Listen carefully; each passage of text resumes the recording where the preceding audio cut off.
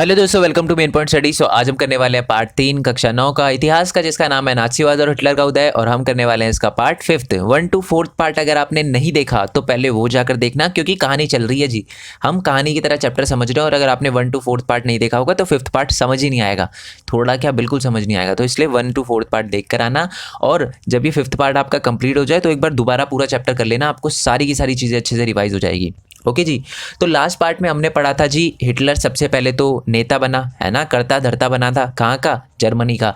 उसके बाद उसे तो लीडर बनना ही नहीं था, उसे तो नेता बनना ही नहीं था, उसे तो तानाशाह बनना था। उसके बाद वो एक अनेबलिंग एक्ट लेकर आ गया, और उसके बाद वो तानाशाह बन गया जर्मनी का। और उसने सोचा कि जी अगर अर्थव्यवस्था सुधारनी है ना जर्मनी की, तो एक ही तरीका है, दूसरी की टेरिटरी पे, दूसरे की ज़मीन पे कब्जा करो, उसे छीनो, उसके संसाधन लो और ऐश करो। और इसीलिए जो जर्मनी था उसने बहुत सारी अलग अलग कंट्री पे, जैसे राइनलैंड पे दोबारा से कब्जा कर लिया, ठीक है, चेकोस्लोवाकिया पे, सुडेटनलैंड पे हमला करके उसे जीत लिया। बट उसके बाद उसने एक बहुत बड़ी गलती कर दी, उसने पोलैंड पे हमला कर दिया। कब किया, कौन से ईयर में किया, वो आप मेरे को नीचे कमेंट बॉक्स में बताना। लास्ट पार्ट में बताया था, आई होप आपको याद हो। तो जब उसने पोलैंड पे हमला कर दिया, तो मैं उसकी सबसे बड़ी गलती उसे इसलिए बता रहा हूँ क्योंकि इस बार जो फ्रांस था, बिल्कुल साथ में था जर्मनी के, फ्रांस और ब्रिटेन, उसने ये बोला कि भाई आप हमारे दोस्त पे हमला क्यों कर रहे हो, पोलैंड हमारा दोस्त है, आप उस पर हमला मत करो। इसी वजह से जो फ्रांस और ब्रिटेन है, उसने जर्मनी पे हमला कर दिया, ठीक है। अब उसके बाद फिर जो हमारा जर्मनी था, उसने यूएसएसआर पे, जिसको आज हम रशिया बोलते हैं, उस पर हमला कर दिया। उसके बाद जापान ने अमेरिका पे हमला कर दिया, अमेरिका ने परमाणु बम घेर दिए। ये सारे के सारे ये सिलसिला चला, और एंड में जाकर जो हमारा हिटलर था वो हार गया, जर्मनी हार गई। उसके बाद हिटलर ने सुसाइड कर लिया। बट अभी तक हमने ये तो देखा ही नहीं कि जी हिटलर ने मानवता के खिलाफ क्या गलत काम किए थे। हमने तो देखा नहीं, हमने चैप्टर के शुरू में देखा था कि जी हिटलर ने मानवता के खिलाफ काम किया, उसने इतने सारे जूस को मरवाया, जिप्सीज को, ठीक है, पोलिश लोगों को मरवाया। बट अभी तक तो हमने देखा ही नहीं कहाँ मरवाया, क्यों मरवाया, कैसे मरवाया, ये तो अभी तक हमने देखा ही नहीं। तो इसी के बारे में हम पढ़ने वाले हैं नेक्स्ट टॉपिक में, जिसका नाम है नस्लवादी राज्य की स्थापना।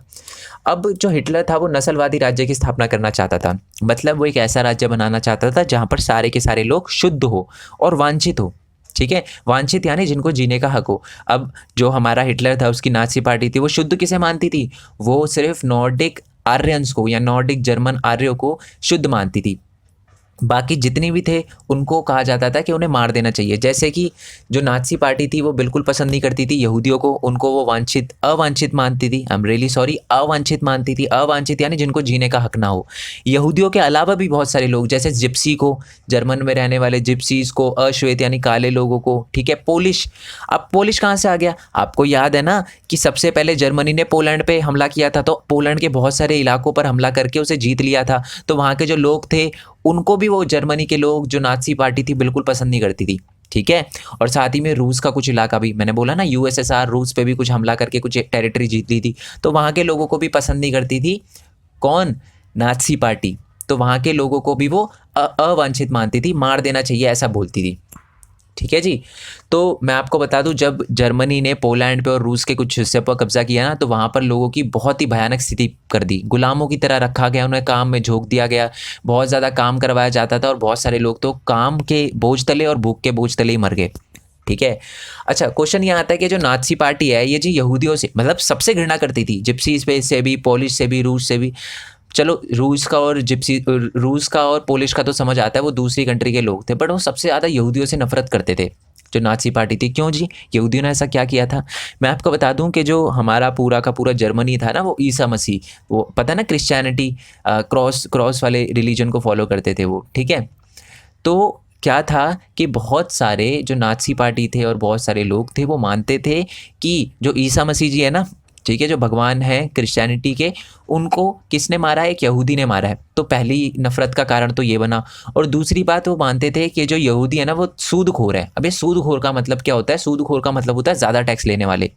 मैं आपको बता दूं कि यहूदियों को है ना, बहुत पहले तक क्या था कि ज़मीन खरीदने का हक नहीं था, अधिकार नहीं था। तो वो क्या करते थे? ट्रेड वगैरह करके, व्यापार वगैरह करके, पैसे वगैरह उधार देकर, ऐसे क्या करते थे, अपनी दिनचर्या चलाते थे। तो वो बहुत ज़्यादा टैक्स लेते थे, क्योंकि उनको ज़मीन खरीदने का तो हक नहीं था, तो वो ज़्यादा टैक्स लेते थे। तो उनको सूदखोर कहा जाता था और बोला जाता था कि ये बहुत गलत लोग हैं, ये बहुत फ़ायदा उठाते हैं, ठीक है। तो ये दो चीज़ें थी जिनकी वजह से जो हमारी हिटलर पार्टी थी, जो हमारी नाज़ी पार्टी थी, वो नफ़रत करती थी। किससे? हमारे यहूदियों से। ठीक है। और मैं आपको बता दूं, सिर्फ और सिर्फ यहूदियों से नहीं, सिर्फ और सिर्फ पोलिश और जिप्सीज और रूस के लोगों से नहीं, जो नाज़ी पार्टी थी ना, वो नॉर्डिक जर्मन आर्यन से भी, कुछ नॉर्डिक जर्मन आर्यन से भी नफरत करती थी और उनको भी कहती थी कि इनको मार देना चाहिए, ये अशुद्ध हैं। ऐसे कौन से लोग हैं जो कि नॉर्डिक जर्मन आर्यंस भी और नाज़ी उनको पसंद भी नहीं करती? वो लोग थे जो कि मानसिक और शारीरिक रूप से अयोग्य थे, ठीक है। मतलब क्योंकि हिटलर आपको पता है ताकतवर राज्य बनाना चाहता था, तो वो बोलता था कि मेरे राज्य में कोई भी अयोग्य पर्सन नहीं होना चाहिए, जो भी थोड़ा मानसिक और शारीरिक रूप से थोड़ा असक्षम है ना, उसको मार दो, ठीक है। और वो ऐसे नहीं बोलते थे कि मार दो, ये वर्ड यूज़ नहीं करते थे, वो कहते थे इसको यूथेंसिया दिया जाना चाहिए, यानी दया मृत्यु दी जानी चाहिए, ठीक है। वर्ड का बहुत अच्छे से यूज़ करते थे, कभी भी मारना और काटना वर्ड का यूज़ नहीं करती थी नाज़ी पार्टी। उसने बोला था कि जो भी आपके मानसिक और शारीरिक रूप से जो लोग हैं वो अयोग्य हैं, उन्हें यूथेंसिया दिया जाना चाहिए, ठीक है। और 1933 से लेकर 38, 1933 में पता है ना आपको हिटलर लीडर बना, तब से लेकर 1938 तक है ना, जो यहूदी थे उनके साथ बहुत ही बुरा किया। जो हिटलर पार्टी थी, नाज़ी पार्टी थी, उन्होंने बहुत बुरा किया, उनकी आजीविका छीन ली, मतलब कहीं से भी वो काम वगैरह ना कर पाए, उनको शेष समाज से बिल्कुल अलग थलग कर दिया। उसके बाद 1939 से लेकर 45 तक यहूदियों को कुछ खास इलाकों में इकट्ठा किया जाता था, जो पोलैंड में बनाए गए गैस चैम्बर थे ना, वहाँ पर ले जाके उनको मार दिया जाता था, गैस चैम्बरों में गैस छोड़ दी जाती थी जहरीली, ठीक है। तो यहाँ तक हमें समझ आ गया। नेक्स्ट टॉपिक है दैट इज़ नस्ली कल्पना लोग, ठीक है, नस्ली कल्पना लोग। अब इस टॉपिक के अंदर क्या दे रखा है देखो, युद्ध के साए में नाज़ी अपने कातिलाना नस्लवादी कल्पना लोग या आदर्श विश्व का निर्माण में लग गई, ठीक है। ये सारी की सारी चीज़ें है ना, मतलब गैस चैम्बर में ले जाके लोगों को मारना, यहूदियों को मारना, ये पता है नाज़ी पार्टी ने कब करी थी? जब युद्ध चल रहा था, यानी 1939 से ही लोगों को मारना शुरू किया था नाज़ी पार्टी ने और हिटलर ने, ठीक है। जनसंहार और युद्ध एक ही सिक्के के दो पहलू थे, मतलब 1939 में युद्ध तो चल रहा था, साथ में जनसंहार भी चल रहा था, यानी हिटलर बहुत बड़े लेवल पे लोगों को मरवा रहा था, ठीक है। तो पराजित पोलैंड को पूरी तरह तहस नहस कर दिया गया। आपको पता है जो पोलैंड का हिस्सा जीता था ना, किसने? हमारी जर्मन की आर्मी ने, उसको बिल्कुल तहस नहस कर दिया। उत्तर पश्चिमी पोलैंड को ज़्यादातर हिस्सा जर्मनी में मिल गया। मतलब देखो जैसे कि ये हमारा जर्मनी है, जर्मन के इस तरफ, ठीक है, इस तरफ यानी ईस्ट की तरफ, ठीक है। मैं बोलूँ कि बिल्कुल पश्चिम की तरफ ये हमारा पोलैंड पड़ता था, सॉरी पूर्व की तरफ पोलैंड पड़ता था, ठीक है। तो ये वाला जो हिस्सा है ना पोलैंड का, ठीक है, पोलैंड का जो जर्मनी के पास वाला हिस्सा है उसको जीत लिया गया, ठीक है। और वहाँ पर बिल्कुल उसे जर्मनी के अंदर मिला लिया गया। पोलैंड के लोगों को अपना घर और सामान छोड़कर भागने के लिए मजबूर कर दिया गया। उनको बोला जी अपना एरिया छोड़ दो अब, ठीक है, ये हमारा एरिया, आप यहाँ से कल्टी हो लो, ठीक है। और वहाँ पर किन लोगों को बसाया गया? वहाँ पर उन लोगों को बसाया गया जो अलग अलग एरिया में रहते थे ना, अलग अलग कंट्री में, अलग अलग पूरे के पूरे यूरोप में जो हमारे जर्मन लोग रहते थे, उनको बुलाया गया कि जी आप यहाँ पर रहो, आपके लिए जगह सेट कर दी हमने, आप यहाँ पर आ जाओ, ठीक है। इसके बाद पोलैंड वासियों को मवेशियों की तरह खदेड़ कर जनरल गवर्नमेंट नामक दूसरे हिस्से में पहुंचा दिया गया। मतलब पोलैंड में ये एक और हिस्सा बना दिया गया जिसका नाम रखा गया जनरल गवर्नमेंट, और सारे के सारे पोलैंड वाले वासियों को बोला गया कि अब तो आपको घर से निकाल दिया, चलो अब आप जनरल गवर्नमेंट में शिफ्ट हो जाओ, ठीक है। जनरल साम्राज्य में मौजूद तमाम अवांछित तत्वों को जनरल गवर्नमेंट में लाकर ही रखा जाता था। मतलब जितने भी जर्मनी के अंदर जितने भी अवांछित लोग थे ना, यानी जिप्सीज हो गए, यहूदी हो गए, अपने अश्वेत लोग हो गए, साथ में अब तो पोलिश और रूसी लोग भी थे, उन सबको कहा गया कि आप जनरल गवर्नमेंट में शिफ्ट हो जाओ, अब आपकी हम पिटाई भी करेंगे और आपको जान से भी मारेंगे। पोलैंड के बुद्धिजीवियों को बड़े पैमाने पर मौत के घाट उतार दिया। मतलब अब देखो हिटलर को पता था कि अगर मैं पोलैंड के लोगों को मारूंगा ना तो कोई ना कोई आवाज़ उठाएगा, तो उन्होंने जितने भी बड़े बड़े लोग थे, इंटेलिजेंट लोग थे जो आवाज़ उठा सकते थे ना, सबको मार डाला, सबको मौत के घाट उतार दिया, ताकि जो पोलैंड के लोग हैं ना उनको बौद्धिक और आध्यात्मिक दोनों स्तर पर गुलाम बनाया जा सके, यानी कोई आवाज़ ना उठा पाए, ठीक है।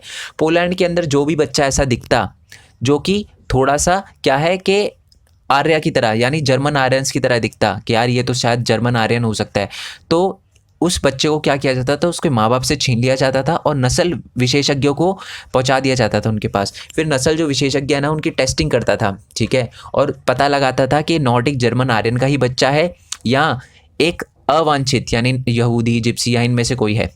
अगर वो एक नॉर्डिक जर्मन आर्यंस का खून निकलता था, बच्चा निकलता था, तो उसको क्या किया जाता था? एक ऐसे परिवार के पास भेज दिया जाता था जर्मनी के अंदर पालने पोसने के लिए, जो कि नॉर्डिक जर्मन आर्यंस थे, यानी उसकी जान बच जाती थी उस बच्चे की। बट अगर वो बच्चा किसी अवांछित परिवार से निकलता, यानी अगर वो टेस्टिंग में फ़ेल हो जाता और वो हमारा जिप्सीज़ या यहूदी या पोलिश या रूसी बंदा निकलता, तो उसको क्या किया जाता था, अनाथ आश्रम में भेज दिया जाता था और उसके कुछ ही टाइम बाद उसकी मृत्यु हो जाती थी, उसे मार दिया जाता था, हम ये भी कह सकते हैं।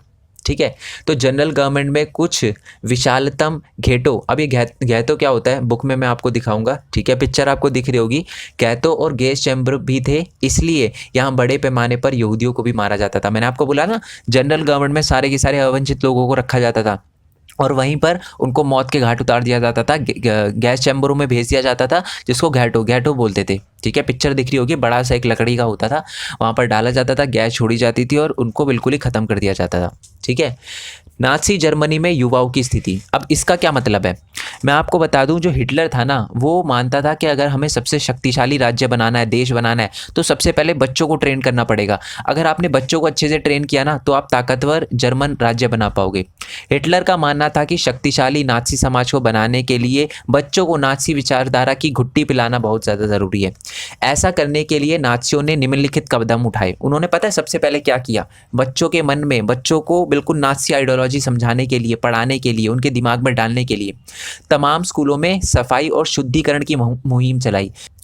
अब देखो, शुद्धिकरण का मतलब क्या था हिटलर की नज़र में? शुद्धिकरण का मतलब ये था कि जितने भी राजनीतिक रूप से अविश्वसनीय लोग दिखाई देते थे और साथ में जो यहूदी थे, उन सब को निकाल दिया। जो भी टीचर थे ना, जो कि यहूदी थे और राजनीतिक रूप से अविश्वसनीय थे, यानी जो हिटलर की पार्टी का सपोर्ट नहीं करते थे, उन सबको निकाल दिया नौकरियों से और बाद में उनको भी मार डाला। ठीक है, और बच्चों को भी बोला गया कि जी आप अलग अलग बैठो। जर्मन नॉर्डिक आर्यन को अलग बैठाया जाता था और यहूदी बच्चों को अलग बैठाया जाता था। दोनों को साथ में बैठने और खेलने कूदने की आज़ादी नहीं थी। क्वेश्चन आएगा ये आपसे, मैं आपको बता दूं, आपको डायरेक्ट क्वेश्चन आएगा कि नाज़ियों ने बच्चों को नाज़ी विचारधारा समझाने के लिए, घुट्टी पिलाने के लिए क्या क्या कदम उठाए? तो पहला तो उन्होंने स्कूल की शुद्धिकरण की मुहिम चलाई। जितने भी अध्यापक थे, शिक्षक थे, ठीक है, जो कि यहूदी थे, यहाँ की राजनीतिक रूप से अविश्वसनीय थे, उन्हें नौकरियों से निकाल दिया गया और बाद में उन्हें मौत के घाट उतार दिया गया। बच्चों को, जो कि जर्मन थे और जो यहूदी थे, उनको अलग अलग रखा जाता था, अलग अलग बैठने के लिए कहा जाता था और साथ ही में खेलने कूदने की भी साथ में मनाही थी।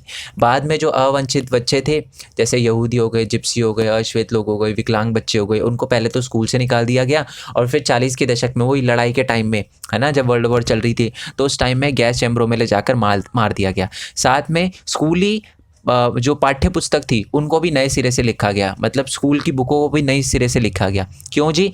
बुकों में ऐसी ऐसी चीज़ें लिखी गई जो कि यहूदियों के लिए गलत थी। मतलब देखो, बच्चों के मन में है ना, बच्चे सबसे ज़्यादा कमज़ोर होते हैं। ठीक है, मैं आपको बताता हूँ, अगर बच्चों को आप बोलोगे ना कि जी ये बंदा गलत है, तो वो समझ जाएगा कि ये बंदा गलत है, वो अपना दिमाग नहीं लगाएगा। ठीक है, तभी आपसे बोला जाता है कि आप थोड़ा पॉलिटिक्स से दूर रहो। ठीक है, अच्छी बात है, दूर भी रहना चाहिए। ठीक है, तो हिटलर क्या करता था, बुकों में गलत गलत लिखवाता था, किसके बारे में? यहूदियों के बारे में, कि जिससे जो बाकी बच्चे हैं उनके मन में गुस्सा जागे यहूदियों के लिए। ठीक है, नस्ल के बारे में प्रचारिक नाज़ी विचारधाराओं को सही ठहराने के लिए नस्ल विज्ञान नाम का एक नया विषय पाठ्यक्रम में शामिल किया गया। मतलब नस्ल विज्ञान नामक एक जो नया सब्जेक्ट है वो लाया गया जर्मनी के अंदर। ठीक है, उसमें क्या पढ़ाया जाता था? उसमें ये पढ़ाया जाता था कि सबसे बेस्ट है नॉर्डिक जर्मन आर्यंस और सबसे खराब है यहूदी। ठीक है, बच्चों को सिखाया गया कि वह वफादार बने, आज्ञाकारी बने, यहूदियों से नफरत करे और हिटलर की पूजा करे। ठीक है, खेल कूद के ज़रिए भी बच्चों को हिंसा और आक्रामकता की भावना पैदा की जाती थी, उनको गुस्सा, ठीक है, बिल्कुल गुस्सेदार बनाया जाना चाहिए। मतलब मानता था कि हिटलर बच्चों को गुस्सेदार भी बनाया जाना चाहिए। ठीक है, जर्मन बच्चों को और युवाओं को राष्ट्रीय समाजवाद की भावना से लैस करने की जिम्मेदारी युवा संगठन को सौंप दी गई। मतलब उनमें राष्ट्रवादी भावना, जर्मन के प्रति प्यार जगाने के लिए, हिटलर के प्रति प्यार जगाने के लिए उनको यह जिम्मेदारी युवा संगठन को दे दी। मतलब युवा संगठन होते थे। अब ये युवा संगठन क्या होते हैं? मतलब हर एज के बच्चों के लिए ना, जैसे 10 साल से कम और 10 साल से ज़्यादा, 14 साल से कम, ऐसे हर बच्चों के लिए, हर एज की कैटेगरी के लिए ना युवा संगठन होते हैं। ठीक है, जैसे कि हमारे इंडिया में स्कूल होते हैं ना, वैसे ही जर्मनी में स्कूल तो होते ही होते थे, साथ ही में ये युवा संगठन भी होते थे। ठीक है, 10 साल की उम्र के बच्चों को योंग वॉक, ठीक है। अब ये युंग वॉक भी एक तरह का क्या था, युवा संगठन ही था। 10 साल से जो ज़्यादा थे और 14 साल से कम के बच्चे थे ना, वहाँ पर उनको दाखिला लेना पड़ता था। कहाँ पर, युंग वॉक से। आपसे पूछा जाएगा युंग वॉक 1 नंबर में क्वेश्चन। तो जर्मनी के अंदर 10 से 14 साल के बच्चों को युंग वॉक में दाखिला दिलाया जाता था। ये एक युवा संगठन था, ठीक है। और यहाँ पर क्या सिखाया जाता था बच्चों को, राष्ट्रीय समाजवाद की भावना, यानी अपने देश के प्रति प्यार, या कहूँ जर्मनी के प्रति प्यार, और हिटलर की पूजा करना। ये सारी की सारी चीज़ें सिखाई जाती थी। 14 साल की उम्र के सभी लड़कों को नाची युवा संगठन हिटलर यूथ की सदस्य लेनी पड़ती थी। उसके बाद जब बच्चा 14 साल का हो जाता था, ठीक है, मैंने बोला ना 10 से लेकर 14 साल युंग फ्रॉक, ठीक है, उसके बाद वो जाता था कहाँ पर, हमारे युवा संगठन जो कि हिटलर यूथ था। एक युवा संगठन का नाम था हिटलर यूथ। तो वहाँ पर जाना पड़ता था 14 साल के बच्चों को। इस संगठन में वह युद्ध की, ठीक है, उपासना, साथ में अकर्मता मतलब गुस्सा, हिंसा, लोकतंत्र की निंदा करना।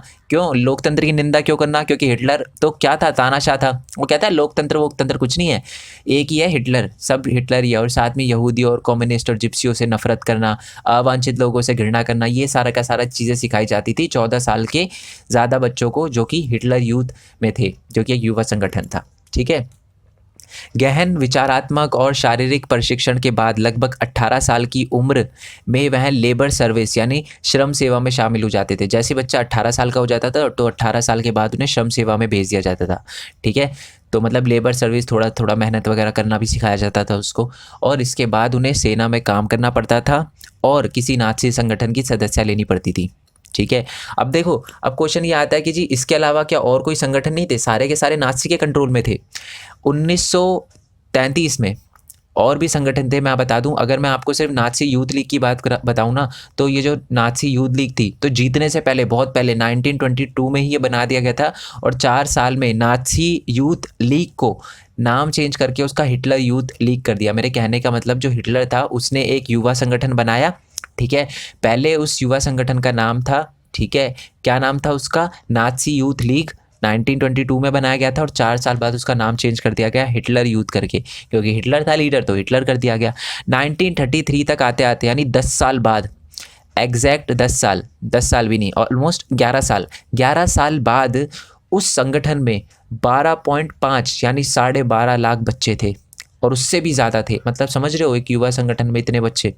इसके अलावा जितने भी यूथ संगठन थे ना, पहले तो सबको भंग कर दिया गया और बाद में प्रतिबंध कर दिया गया कि जी बंद करो, सिर्फ हिटलर का ही क्या रहेगा, यूथ रहेगा, बाकी सबको ख़त्म कर दो, बाकी कोई भी यूथ ऑर्गेनाइजेशन नहीं रहेगा, ठीक है। मात्र की नाज़ी सोच, मतलब औरतों के बारे में नाज़ी पार्टी की क्या सोच थी, अभी हमने देख लिया जी। यहूदियों से नफरत, पोलिश से नफरत, जिप्सी से नफरत, यूसी से नफरत, रूसी मतलब यूसी कह रहा हूँ, रूसी से नफरत, और साथ ही में जो हमारे जो भी असक्षम थे दिमागी रूप से और मानसिक और शारीरिक रूप से, जो जर्मन आर्यंस भी थे, उनसे भी नफरत, सबसे नफरत करते थे हिटलर। बच्चों को भी गलत गलत चीज़ें सिखाई जाती थी, ठीक है, बच्चों के दिमाग में भी भरा जाता था। अब औरतों के बारे में नाज़ी पार्टी की क्या सोच थी। नाज़ी जर्मनी में प्रत्येक बच्चों को बार बार यह बताया जाता था कि औरतें बुनियादी तौर पर मर्दों से भिन्न हैं, ठीक है। वो बोलते थे कि औरतें और मर्द अलग अलग हैं, बराबर नहीं है वो। उन्हें समझाया जाता था कि औरत मर्द के लिए समान अधिकार का संघर्ष गलत है, यह समाज को नष्ट कर देगा। हम बोलते हैं ना हमारे इंडिया में कि औरतों को भी इक्वल राइट्स होने चाहिए, बट हिटलर बोलता था कि ऐसा नहीं होना चाहिए, अगर ऐसा हुआ तो ये समाज को नष्ट कर देगा। कितनी बुरी सोच है देखो उसकी। इसी आधार पर लड़कों को आक्रामक, मर्दाना, पत्थर दिल होना सिखाया जाता था, और जो लड़कियां थी, लड़कियों को क्या सिखाया जाता था, उनको बोला जाता था कि उनका फ़र्ज़ है कि वो एक अच्छी माँ बने, शुद्ध आर्य रक्त वाले बच्चों को ही जन्म दे और उनका पालन पोषण करे। मतलब एक घरेलू औरत बन के रह जाए वो, ये बताया जाता था औरतों को कि आपको यही काम करना है, ठीक है। और क्या क्या किया जाता था औरतों के साथ, देखो, नस्ल की शुद्धता बनाए रखने के लिए यहूदियों से दूर रहना, घर संभालना, बच्चों को नाज़ी मूल्य मान्यताओं की शिक्षा देना दायित्व समझा जाता था। मतलब ये समझा जाता था कि जो आदमियों को काम है वो तो क्या है, हिंसा है, आक्रामक है, मर्दाना है, पत्थर दिल होना, ये सारी की सारी चीज़ें सिखाई जाती थी। और लड़कियों को बोला जाता था कि आपका फ़र्ज़ है कि आप अच्छी माँ बनो, सिर्फ ऐसे बच्चों को जन्म दो जो कि नॉर्डिक जर्मन आर्यंस के हो। साथ में ये बोला जाता था कि आपको यहूदियों से दूर रहना है, ठीक है, अपने बच्चों को नाज़ी मूल्यों के बारे में समझाना है, ठीक है, और साथ ही में उनकी शिक्षा देनी है, ठीक है, नाज़ी मूल्यों की शिक्षा देनी है, यहाँ सारी की सारी चीज़ें सिखाई जाती थी और बोला जाता था कि आपको घर को संभालना है। ठीक है, 1933 में हिटलर ने कहा मेरे राज्य में सबसे महत्वपूर्ण नागरिक माँ है, लेकिन नाज़ी जर्मनी में सारी माताओं के साथ एक जैसा बर्ताव नहीं होता था। हिटलर जो था वो बहुत भेदभाव करता था। ठीक है, जो औरत नस्ली तौर पर अवांछित बच्चों को जन्म देती थी ना, उन्हें दंडित किया जाता था। अगर कोई लेडी जर्मन के अंदर किसी ऐसे बच्चे को जन्म देती थी जो अवांछित हो, यानी मानसिक और शारीरिक रूप से असक्षम हो, या यहूदियों का हो, या वो जिप्सीज़ का हो, या पोलिश लोगों का हो, तो उसे दंडित किया जाता था। अभी अभी मैंने बोला ना 1933 में हिटलर ने तो ये कहा था कि मेरी राज्य की सबसे महत्वपूर्ण नागरिक है औरतें या माँ, बट वो तो औरतों के साथ भी गलत करता था। ठीक है, पर जो औरतें ऐसी थी जो वांछित बच्चों को पैदा करती थी, जो नॉर्डिक जर्मन आर्यन को पैदा करती थी, उनको क्या दिया जाता था? इनाम दिया जाता था। यानी देखो, अगर अवांछित को पैदा तो दंड, अगर वांछित बच्चों को पैदा किया जाता था तो उनको तरह तरह के इनाम दिए जाते थे। दुकानों पे उन्हें छूट दी जाती थी, थिएटर में, रेलगाड़ी में सस्ती टिकटें मिलती थी उनको। ठीक है, और अलग से उनको हॉस्पिटल में फैसिलिटी भी मिलती थी, और उनको क्या मिलते थे? अवार्ड भी मिलते थे। ठीक है, तमगे भी मिलते थे। अगर वो 4 नॉर्डिक जर्मन आर्यंस को पैदा करती थी, जो कासे यानी ब्रॉन्ज मेडल मिलता था। 6 बच्चों को पैदा करती थी तो चांदी का मेडल यानी सिल्वर मेडल मिलता था। 8 या 8 से ज़्यादा बच्चों को पैदा करती थी तो सोने का मेडल दिया जाता था। ठीक है, अगर मेरे को पिक्चर मिली तो मैं ज़रूर लगाऊंगा आपको कि कैसे कैसे मेडल दिए जाते थे। ठीक है, निर्धारित आचार संहिता का उल्लंघन करने वाली औरतों को सार्वजनिक निंदा की जाती थी। उन्हें गंजा करके, उनके मुंह पर कालिक पोत कर गलियों में घुमाया जाता था, और उनके गले पे क्या किया जाता था? एक तख्ती लगाई जाती थी जिस पे लिखा होता था मैं राष्ट्र के सम्मान की गलन किया है, मतलब मैंने राष्ट्र की सम्मान का गलन किया है, यानी अपने राष्ट्र के सम्मान को कम किया है। इतना बुरा किया जाता था उन औरतों के साथ जो कि किसी दूसरे यानी यहूदियों के साथ या हमारे पोलिश लोगों के साथ, जिप्सी लोगों के साथ संबंध रखते थे। ठीक है, तो इतना बुरा किया जाता था उनके साथ, उन औरतों के साथ। ठीक है, प्रचार की कला। अब देखो, जैसे मैंने आपको बोला, हिटलर जो था वो बड़ा इंटेलिजेंट लोग था। उसने मीडिया का बहुत अच्छे से उपयोग किया। वो कभी भी खून खराबा और हत्या ऐसे वर्ड, मौत का यूज़ नहीं करता था, वो अलग वर्ड यूज़ करता था। जैसे कि मैं आपको बताता हूँ, ये क्वेश्चन आपको आएगा कि ये बताओ कि नाज़ी की प्रचार की कला क्या थी, तो ये पूरा का पूरा आंसर लिखना है आपको। ठीक है, ओके, तो मैं आपको बता दूं, नाज़ी शासन में भाषा और मीडिया का होशियारी से इस्तेमाल किया जाता था, उनका ज़बरदस्त फ़ायदा उठाया जाता था। ठीक है, नाज़ी अपने अधिकृत दस्तावेजों में हत्या और मौत जैसे शब्दों का कभी इस्तेमाल नहीं करती थी। ठीक है, कभी भी नहीं किया जाता था। ऐसे दस्तावेजों में हत्या और मौत का वर्ड का यूज़ बिल्कुल नहीं किया जाता था। सामूहिक हत्या को विशेषकर व्यवहार, अंतिम समाधान, देखो यहूदियों को अगर मारना होता था ना, तो देखो क्या बोला जाता था? बोला जाता था कि जी इनका अंतिम समाधान ढूंढा जा रहा है। और विकलांग लोगों को मरने के लिए मैंने आपको बता दिया, यूथनेसिया बोला जाता था। साथ में चयन और संक्रामक, ये ऐसे ऐसे वर्ड का यूज़ किया जाता था कि चयन और संक्रमण आदि शब्दों का व्यक्त किया जाता था मारने के लिए। ठीक है, कि इनका चयन हो रहा है, ठीक है, इनको हम संक्रमण मुक्त कर रहे हैं। संक्रमण मुक्त का क्या कर रहे हैं? हम वो उनको मार रहे हैं। ठीक है, इसलिए वर्ड का यूज़ किया जाता था। ठीक है, इवैक्यूएशन, इवैक्यूएशन का मतलब होता था कि लोगों को गैस चेम्बर में डालना। वैसे इवैक्यूएशन का मतलब होता है लोगों को बचाना, बट हिटलर बोलता था कि गैस चेम्बरों में डालना ही लोगों को बचाना है, तो मारने के लिए यूज़ किया जाता था इवैक्यूएशन वर्ड का। ठीक है, और जब गैस चेम्बरों को भी क्या बोला जाता था? जहाँ पर लोगों को मारा जाता था गैस, जहरीली गैस छोड़कर, उनको बोला जाता था कि संक्रमण मुक्ति क्षेत्र है, यहाँ पर लोगों को संक्रमण से छुट्टी मिलती है। ठीक है, साथ ही में नाज़ी विचारों को फैलाने के लिए तस्वीरों, फिल्मों, रेडियो, पोस्टर, ठीक है, आकर्षक नारों, इश्तिहारों वगैरह को खूब सहारा लिया जाता था। ऐसी फिल्में भी बनाई गई जहाँ पर जो हमारे यहूदी थे उनको गलत दिखाया गया था। जैसे कि एक बहुत ज़्यादा बड़ी पिक्चर थी जिसका नाम था द इटर्नल जू, जिसको अक्षय यहूदी बोला जाता था, जहाँ पर यहूदियों को बहुत बुरा दिखाया जाता था। उन्हें केचुआ, चूहा, कीड़ा ऐसे शब्दों से संबोधित किया जाता था। उनकी चाल ढाल को भी बहुत बुरा बताया जाता था। कहा जाता था कि छछूंदरी जैसी चाल है, उनको छछूंदरी जैसे जानवरों से कंपेयर किया जाता था, यानी बहुत बुरा किया जाता था। पूरे समाज को अपनी तरफ आकर्षित करने के लिए उन्होंने लोगों को इस बात का एहसास कराया कि उनकी समस्या सिर्फ नाज़ी ही हल कर सकते हैं। ठीक है, टीवी में ऐसा प्रोपेगेंडा दिखाया, ऐसा प्रचार करवाया, ये बोला गया कि आपकी सारी प्रॉब्लम का हल सिर्फ और सिर्फ नाज़ी पार्टी ही ढूंढ सकती है। ठीक है, तो ऐसे ऐसे जो दस्तावेज वगैरह का और ऐसे ऐसे मीडिया वगैरह का फ़ायदा उठाया हिटलर ने। ये बहुत इंपॉर्टेंट क्वेश्चन है। नेक्स्ट आपका टॉपिक है कि आम जनता और मानवता के खिलाफ अपराध। अब क्वेश्चन ये आता है कि लोग क्या सोच रहे थे? मतलब इतना बुरा हो रहा था यहूदियों के साथ, जिप्सी के साथ, क्या सारे के सारे जो नॉर्डिक जर्मन आर्यंस थे क्या वो भी इसके पक्ष में थे? क्या वो बोल रहे थे कि जी मार दो सबको, या कुछ ऐसे भी लोग थे जो इसके खिलाफ थे? तो इस वाले टॉपिक में हम पढ़ेंगे जिसका नाम है आम जनता और मानवता के खिलाफ अपराध। नाज़ीवाद पर आम लोगों की प्रतिक्रिया क्या रही, मतलब आम लोग क्या सोचते थे? बहुत सारे लोग नाज़ी शब्दाडंबर और धुआंधार प्रचारों का शिकार हो गए थे। वह दुनिया को नाज़ी नज़रों से ही देखने लगे थे और अपनी भावनाओं को नाज़ी शब्दावली में व्यक्त करने लगे थे। मतलब अब जो नाज़ीवाद की जो सोच थी, नाज़ी पार्टी की जो सोच थी, वो लोगों में भी आ गई थी। किसी यहूदियों से आमना सामना होने पर उन्हें भीतर से नफरत और गुस्से का एहसास होता था। मतलब कोई भी अगर जर्मनी का लोग देख लेते थे ना कि जी ये तो यहूदी है, मतलब मन ही मन में गुस्सा कि इसे मार दो, ऐसी सोच आती थी उनके मन में। उन्होंने न केवल यहूदियों के घर पर निशान लगा दिए, बल्कि जिन पड़ोसियों पर शक था उनके बारे में पुलिस को सूचित कर दिया कि जी ये थोड़ा मेरे को यहूदी जैसा लग रहा है। मतलब इतनी घृणा हो गई थी, ठीक है।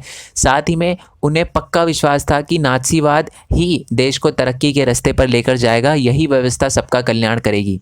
बट क्वेश्चन ये आता है कि सारे के सारे जितने भी लोग रहते थे जर्मनी के अंदर, जो कि शायद नॉर्डिक जर्मन आर्यंस भी थे, वो भी क्या नफरत करते थे? सारे के सारे जिप्सीज से और सारे के सारे लोग नफरत करते थे? नहीं, कुछ ऐसे लोग थे जिनको लगता था कि नाज़ी गलत है, पर वो बोलने से डरते थे, ठीक है। वो विरोध करने से डरते थे। उनको लगता था कि अगर हम कुछ बोलेंगे तो नाज़ी पार्टी हमें भी मार देगी।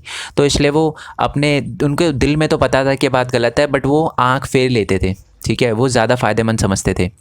अब ये तो हमने समझ लिया कि आम लोग क्या समझते थे नाज़ीवादी सोच का। अब हम ये देखेंगे जो नाज़ी जर्मनी में यहूदी क्या महसूस करते थे, जो यहूदी लोग थे वो क्या समझते थे। मैं आपको बता दूं, इतने प्रोपागेंडा को देखकर यहूदी लोग खुद से भी डरने लगे। उनको लगने लगा कि हाँ यार, लोग बोल रहे हैं ना, सही में हम गलत है। मैं आपको बताता हूँ। देखो, शार्लेट बेराट एक लेडी थी, इन्होंने अपनी एक बुक लिखी जिसका नाम था थर्ड राइक ऑफ ड्रीम्स, ठीक है। थर्ड राइक्स ऑफ ड्रीम याद रखना है आपको। में बताया कि एक समय के बाद किस तरह खुद यहूदी भी अपने बारे में नाज़ियों द्वारा फैलाई जा रही रूढ़ छवियों पर यकीन करने लगे। उन्होंने बोला कि यार दुनिया बोल रही है तो शायद हम सच में गलत होंगे। अपने सपनों में उन्हें अपनी नाक आगे से मुड़ी हुई, बाल और आँख काली और यहूदी जैसी शक्ल सूरत व चाल ढाल दिखने लगी थी। उनको दिखने लगा था कि यार ये यहूदी ऐसे होते हैं और यहूदी गलत होते हैं। वो मतलब खुद से ही महसूस करने लगे थे। बात इतना बुरा दिखाया जाता था। होता है ना कि आप किसी भी बच्चे को बोलो ना कि तू गलत है, बेकार है, तो वो खुद को समझने लगता है वो बेकार है। वैसे ही हो रहा था यहूदियों के साथ।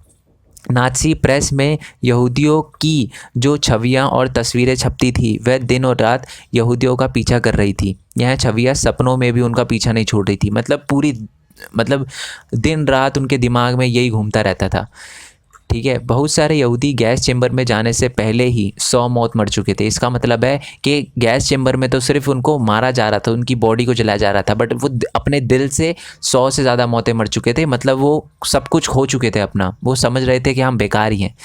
समझ रहे हो आप? तो ये चीज़ है। वो डिप्रेशन आ गया था उनके दिमाग में। अब है महाध्वंस और होलोकॉस्ट। इसका मतलब क्या है? नाज़ी तौर तरीके की जानकारी, मतलब नाज़ियों ने इतना जो लोगों को मारा उसको होलोकॉस्ट कहा जाता है। जब आप बहुत बड़े लोगों को एक जगह पर मारते हो तो उसी को होलोकॉस्ट कहा जाता है, ठीक है। महाध्वंस मैं एक बार रीड कर देता हूँ। ये नाज़ी तौर तरीके की जानकारी नाज़ी शासन के आखिरी सालों में रिस कर जर्मनी से बाहर जाने लगी। जो जर्मनी के लोग कर रहे थे, जो नाज़ी पार्टी कर रही थी यहूदियों के साथ, जिप्सीज के साथ, पोलिश के साथ, रूसी के साथ, अब वो जानकारी धीरे धीरे फैलने लगी, ठीक है। साथ ही में लेकिन वहाँ कितना भीषण रक्तपात और बर्बर दमन हुआ था उसका असली अंदाज़ा तो दुनिया को युद्ध ख़त्म होने और जर्मनी के हार जाने के बाद पता। असली बात तो तब पता चली जब जर्मनी हार गई और जब वहाँ पर मिलिट्री गई, अमेरिका की आर्मी और ये सारी की सारी आर्मी गई, तब पता चला कि कितना बुरा किया था हिटलर ने यहूदियों के साथ, जिप्सीज के साथ और बाकी अवांछित लोगों के साथ। यहूदी भी चाहते थे कि दुनिया उन भीषण अत्याचारों और पीड़िताओं को याद रखे जो उन्होंने नाज़ी कत्लेआम में झेली है, ठीक है। इन्हें कत्लेआम का महाध्वंस भी कहा जाता है। मतलब इसी कत्लेआम को महाध्वंस भी कहा जाता है। वो खुद चाहते थे, यहूदी खुद भी चाहते थे कि दुनिया जाने हमारे साथ कितना गलत हुआ है। इसके लिए उन्होंने कुछ दस्तावेज भी लिखे थे, अपनी डायरिया भी लिखी थी। पर जैसे ही जो हिटलर था और जो जर्मनी था वो हार गया था ना, तो पूरी दुनिया में थू थू ना हो जर्मनी की, इसलिए जर्मनी की आर्मी ने खुद वो जितने भी नोटबुकें थी वो सारी की सारी जला दी। बट कुछ चीज़ें बच गई जिनको क्या किया, संग्रहालयों में रखा गया और लोगों को बताया गया कि अगर कभी गलत हो तो आपको बोलना चाहिए, ठीक है। ये उन लोगों के लिए श्रद्धांजलि थी जिन लोगों ने क्या किया कि उसके खिलाफ आवाज़ उठाई, ठीक है। और ये उन लोगों के लिए प्रतिरोध है जिन्होंने कुछ बोला नहीं और हमेशा खामोश रहे। समझ रहे हो आप? तो ये हमेशा वो चीज़ें जो हैं वो याद दिलाती है कि यार अगर कुछ गलत हो तो आपको बोलना चाहिए, ठीक है। और वो जो लोग जिन्होंने अपनी जान गंवाई, ठीक है, वो बहुत ही ज़्यादा बहुमूल्य थे। कम से कम उन्होंने आवाज़ तो उठाई अपनी, ठीक है। और भी बहुत सारी बुक है, जैसे चैप्टर में आप अगर देखोगे ना तो आपको बहुत सारे चेम्बर और चप्पलें वगैरह गिरी हुई दिखाई देगी, ठीक है, जो कि गैस चेम्बर के बाहर उतारी गई थी। मतलब उनको चप्पल उतार के अंदर भेजा जाता था और मार दिया जाता था। साथ में बहुत सारी ऐसी पिक्चरें, जैसे कि डेस्क पे लिखा होता था कि ये सिर्फ जर्मन आर्यंस यहाँ पर बैठेंगे। और भी बहुत सारी चीज़ें। एक पोयम है, ठीक है, उस पोयम को ज़रूर रीड करना आप। वो इसी वाले टॉपिक में थी, ऊपर वाले टॉपिक में एक पर्सन ने लिखी थी। उसने ये लिखा था कि वो पहले कम्युनिस्ट के लिए आए बट मैं कम्युनिस्ट नहीं था तो मैंने जाने दिया। फिर वो यहूदियों के लिए आए, मैं यहूदी नहीं था, मैंने जाने दिया। पर उसके बाद वो मेरे लिए आए और जब मेरे लिए आए तो कोई मेरे साथ नहीं खड़ा था, ठीक है। मतलब मैंने किसी की हेल्प नहीं करी तो किसी ने मेरी हेल्प नहीं करी। तो रीड करना, वो पोएम बहुत अच्छी है। वो किसने लिखी थी वो भी आप मेरे को नीचे कमेंट बॉक्स में बताना। आई होप आपको चैप्टर अच्छा लगा हो, ठीक है, और समझ आया हो, ठीक है। ऐसी चीज़ें समझना बहुत इंपॉर्टेंट है। हमें लगता है यार ये चैप्टर बकवास है, क्यों दे रखा है हमारी बुक में, जर्मनी से कोई लेना देना नहीं, बट इस अच्छी और गलत बात के बीच में आपको डिफरेंस समझाता है, ठीक है। तो वीडियो अच्छी लगी हो तो लाइक करना, चैनल को सब्सक्राइब करना, जितना हो सके इस वीडियो को शेयर करना, बाकियों तक भी पहुंचाना। और साथ ही में मैंने एक न्यू चैनल बनाया है, लिंक उसका नीचे डिस्क्रिप्शन में दे रखा है। स्क्रीन पे दिख रहा होगा, उस पर 1000 सब्सक्राइबर हो गए, बट उसमें 2100 से भी ज़्यादा सब्सक्राइबर है। क्यों? क्योंकि वहाँ पर मैं अपनी यूट्यूब जर्नी के बारे में बताने वाला हूँ। मैं ये बताने वाला हूँ कि मैंने यूट्यूब से कैसे अर्न किया और आप यूट्यूब से कैसे अर्न कर सकते हो। और भी बहुत सारे प्लेटफॉर्म है जिससे एक स्टूडेंट अर्न कर सकता है, तो उसके बारे में बताने वाला हूँ। तो उस चैनल को सब्सक्राइब करके उसकी नोटिफिकेशन बेल दबाना मत भूलना, ठीक है। याद से उसकी नोटिफिकेशन बेल दबा देना।